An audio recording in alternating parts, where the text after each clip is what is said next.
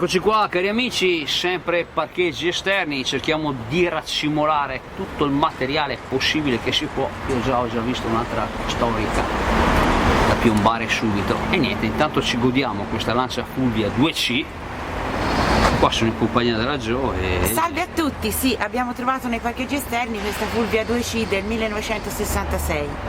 Non potevamo non trascurarla, insomma, non considerarla. Guardate qua, vicino a una Giulietta, insomma, ecco qua. Una Giulietta moderna.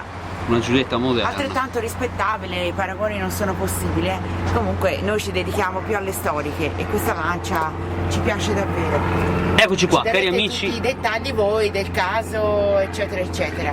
Appassionati di auto storiche, un saluto qua al bravissimo Max.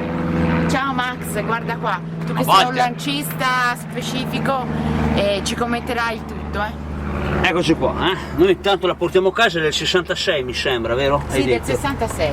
Ecco qua, interni molto molto belli. Carrozzeria conservata, non gli è stato fatto niente, soltanto qualche piccolo ritocco e restauro. Molto molto bella, eccola sì, qua. Assolutamente. Eccoci qua, questo è un po' quello che la fiera auto d'epoca a Padova ci offre come parcheggi esterni, che è un po' un tipico, un classico del vecchio Marvin, di portare a casa anche il parcheggio esterno che ci ha insegnato un po', mi ha fatto un po' scuola il bravissimo Patrizio Castelli quando ci siamo trovati a Padova, ha detto prima di entrare in fiera si fanno i parcheggi esterni e niente, insomma. Ecco qua ragazzi, con questo vi saluto,